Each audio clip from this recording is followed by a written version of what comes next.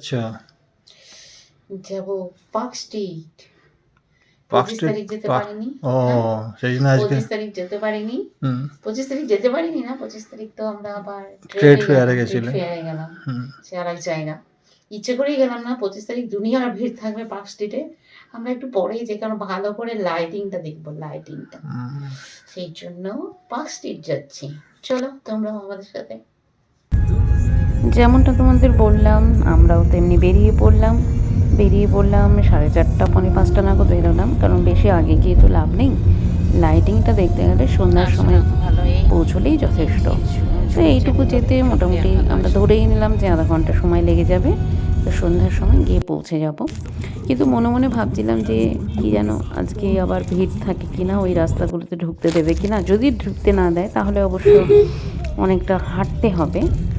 তো যাই হোক, এই সমস্ত ভেবে একটু সময় হাতে নিয়েই বেরিয়ে পড়লাম। আর যাচ্ছিলাম বাইপাসের উপর দিয়ে। তো আর এই সন্ধ্যার পর থেকে বা সন্ধ্যার সময় এই রাস্তাগুলো দিয়ে বেরোলে মানে কলকাতাটাকে এত সুন্দর লাগে যে কি বলবো। যতবারই যাই ততবারই আমার মনে হয় কি একটু ভিডিও না করলে, একটু ছবি না তুললে যেন মনটা ভরে না।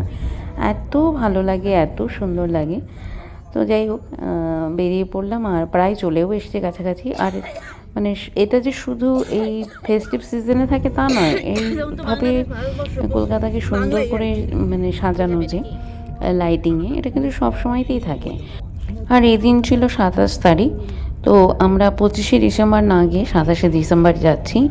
আর এইখানে পার্ক স্ট্রিটে 25শে ডিসেম্বর থেকে 1 জানুয়ারি পর্যন্ত এই যে এই পার্ক স্ট্রিটের রাস্তাটা দেখছো, এই রাস্তাটা পুরো এইভাবে লাইটিং মানে লাইট দিয়ে সাজানো থাকে। আমরা যথারীতি ঢুকে গেছি। আর আজকে সবথেকে ভালো একটা সুযোগ হয়েছে, সাধারণত এই রাস্তাটা বন্ধ থাকে, কিন্তু আজকে গাড়ি ঢুকতে দিয়েছে, যার ফলে আমাদের কিন্তু হাঁটতে হয়েছে একটু কম। তো ঢুকে মোটামুটি মানে পার্ক স্ট্রিটে ঢোকার আগেই যেহেতু সন্ধ্যা হয়ে গেছে, চায়ের সময় হয়ে গেছে, আর ঠান্ডা যে যা পড়েছে, কনকনে ঠান্ডা, তো ওখানে একটু চা খেয়ে নিলাম আমরা ভারী করে। আর এই দেখো পুরো রাস্তাটা এত সুন্দর করেই সাজানো। তো আসলে না খুব খুব একটা যাওয়া হয় না, আমি যে প্রত্যেকবার যাই এমনটা নয়। আজ থেকে অনেক বছর আগে গিয়েছিলাম, মাঝখানে 4-5 বছর তো যাইনি, তখন আমরা থাকতামও না। এই যে দেখো এই শিল্পী দেখো কত সুন্দর করে একটা শিব ঠাকুরের মূর্তি আঁকছে রাস্তার মধ্যে। তো আমার বেশ ভালো লাগলো, আমি ছবিটা তুলে নিলাম। হ্যাঁ, আর যে কথাটা বলছিলাম যে মাঝখানে তো 4-5 বছর তো আমরা ছিলামও না কলকাতাতে, বাইরেই থাকতাম, দিল্লিতে থাকতাম। তো সেই সময়গুলোতে আর আসা হয়নি, অনেক দিন পরে। আর এত ভিড় থাকে না, ওই জন্য আসতেও ইচ্ছা করে না। যেই কারণে এবার 25শে ডিসেম্বরও আসেনি, যে প্রচণ্ড ভিড় থাকবে। তো যাই হোক, যেহেতু এখন ভিড়টা আস্তে আস্তে কম, আবার 31 তারিখ আসা যাবে না, কিন্তু সেদিন আবার এই পুরো রাস্তাটা যেই মানে পুরো বন্ধ করে দেবে। তো সেই জন্য ভাবলাম চলো আজকেই যাই। আর এসে গেছি অ্যালেন পার্কে। এই পার্কটাও খোলা থাকে, আর প্রত্যেক দিন এখানে ওই 25 তারিখ থেকে 1 তারিখ পর্যন্ত প্রত্যেক দিন এখানে এই অনুষ্ঠান হবে। আর এটা পার্কটা দেখো কী সুন্দর সাজিয়েছে।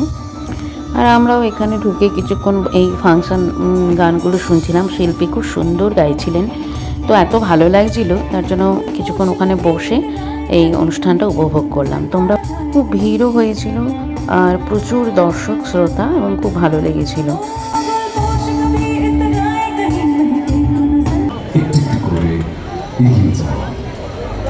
আজকে এই মঞ্চে আমি তাদেরকে পেয়েছি।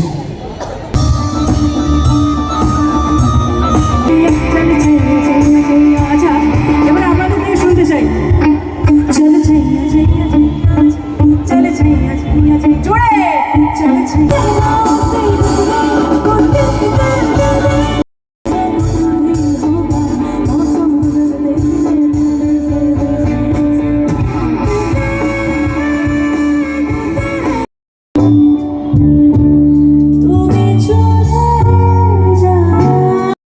শিল্পী তার নিজস্ব অ্যালবামে কিছু গানও গাইছিল, তো ভীষণ ভালো লেগেছে। কণ্ঠস্বরটা এত সুন্দর। আর ওখানে আমরা বসতেও পেয়েছি, বললাম যেমনটা তোমাদের। আর এত লাইট চোখের মধ্যে এসে পড়ছে, বেশ আমি ভাবলাম থাক একটু এটারও একটু ভিডিও করে রাখি। দেখতেই পাচ্ছ কী পরিমাণ আলোর মানে ছিল সেখানে, মঞ্চ থেকে আলোটা পুরো রিফ্লেক্ট করছে। তো যাই হোক, ভালোই লাগছিলো। তো অনেকক্ষণ বসে উপভোগ করলাম ফাংশানটা। এদিকে শীতের মধ্যে বেশ ভালোই লাগে কিন্তু না, যে এরকম শীতে এবং বিচিত্র অনুষ্ঠান শুনতে বা এরকম। এখন তো অনুষ্ঠানগুলো শোনার সুবিধাগুলো অনেকটা কমে গেছে, মানে এরকম খোলা আকাশের নিচে বা পাড়ার ফাংশান, পাড়ার ক্লাবের ফাংশান, এই জিনিসগুলো একটা সময় তো খুব হতো, খুবই উপভোগ করতাম। তো অনেক দিন পরে আমি জানতামও না যে ওখানে গেলে এরকমভাবে এতটা মানে ফাংশানটাও শুনতে পাবো বা দেখতে পাবো। তো বেশ ভালো লেগেছে। যাই হোক, তো বেশ কিছুক্ষণ ওখানে অনুষ্ঠান দেখার পরে উঠে এসে এই যে এইগুলো আবার দেখতে শুরু করলাম। এখানে সাজিয়েছে যীশু খ্রিস্টের, এই তোমাদের যেরকমটা বললাম যে 25শে ডিসেম্বর থেকেই অনুষ্ঠানটা, মানে এখানে এই অনুষ্ঠান বা উৎসবটা শুরু হয়। তো সেই জন্য এইগুলো সাজিয়েছিল বড়দিনের দিন, এবং এটা ওই 1 তারিখ পর্যন্ত থাকবে। যীশু খ্রিস্টের জন্ম বৃত্তান্ত যা আমরা জানি, যেহেতু 25শে ডিসেম্বর যীশু খ্রিস্টের জন্মদিন, তো সে তার উপরেই এই চিত্রায়ন করা হয়েছে, এবং বাইবেলের বিভিন্ন অংশ এখানে দেখানো হয়েছে। আর দেখতেই পাচ্ছ পুরো রাস্তাটা এই সুন্দর করে সাজিয়ে, এই ক্রিসমাস ট্রি, স্টার, মানে যা যা থাকে, তো খুবই ভালো লাগছিল, ভীষণ ভালো লাগছিল দেখতে। মনে হচ্ছিল সারাক্ষণ থাকি, কিন্তু সেটা তো সম্ভব না, ফিরতে তো হবেই। মানে এত লাইট না, দেখে শেষ করা যাচ্ছিল না।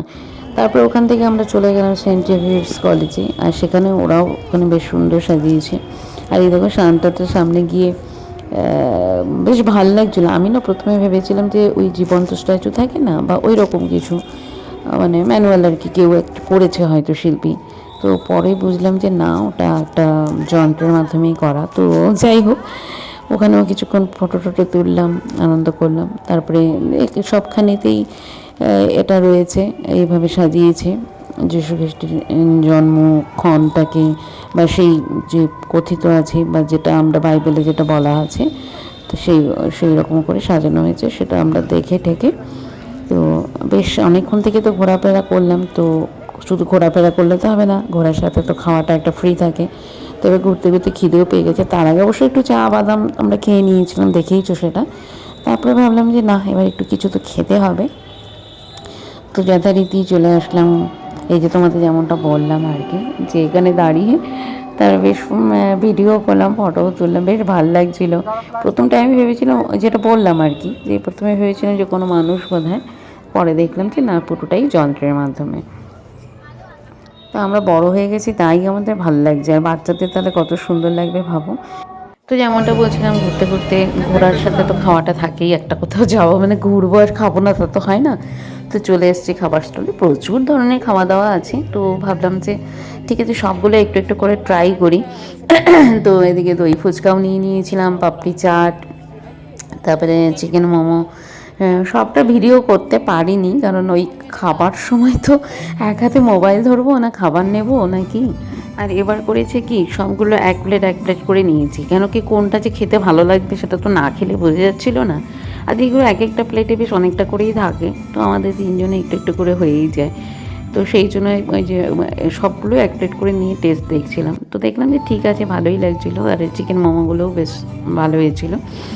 এবার পুরো খেয়ে দিয়ে ওইটুকু একটু একটু করে খেতে খেতেই তো পেট ভরে যায়। এবার বেরিয়ে যখন আসছি, সেখানে আবার এগ রোল, চিকেন রোল, সেগুলো একটু নিয়ে নিলাম। তখন নেওয়ার সময় মনে হচ্ছিলো যে এইটুকু খেয়ে পেট ভরবে না, তার জন্য নিলাম। কিন্তু নেবার পরে দেখছি খেতে পারছি না, তখন ভাবলাম থাক, আর গাড়িতে বসে খাবো বা বাড়িতে গিয়ে খাবো। পরে অবশ্য বাড়িতে এনেই খেয়েছি, রাতে রুটি খেতে হয়নি, ওটাই আমাদের ডিনার হয়ে গেছিলো। যাই হোক, বেশ ভালোই কাটলো সন্ধ্যেটা। আর এই যে পঞ্চুটা পরে গেছিলাম, এটা সেই সিমলার থেকে কিনেছিলাম, খুব একটা পরা হয় না, পরবো কি, কলকাতাতে তো ঠান্ডাই পড়ে না। এবারই দেখছি বেশ কয়েক বছর পরে, 7-8 বছর বা 5-6 বছর পরে এবারই দেখলাম যে খুব ঠান্ডা পড়েছে। মানে অন্য জায়গায় তো অনেক বেশি, তবে কলকাতায় যা পড়ছে ঠান্ডা, সেটা অন্যান্য বারের থেকে অনেকটাই বেশি ঠান্ডা। মানে এমনটা পড়েই না কলকাতা, এমন তো ঠান্ডা হয়ই না। তো যাই হোক, বেশ ঠান্ডার দিনে ভীষণ উপভোগ করলাম আজকের সন্ধ্যেটা, আর তোমাদের সাথে তো শেয়ার করলাম আমার ভালো লাগাগুলো। কেমন লাগলো অবশ্যই কমেন্ট করে জানাবে, আর যদি ভালো লাগে তাহলে একটু লাইক করে দিও, শেয়ার করে দিও, আর কমেন্ট করে জানিও কিন্তু, হ্যাঁ, কেমন লাগলো। দেখা হবে আরেকটি নেক্সট ব্লগে। ভালো থেকো তোমরা।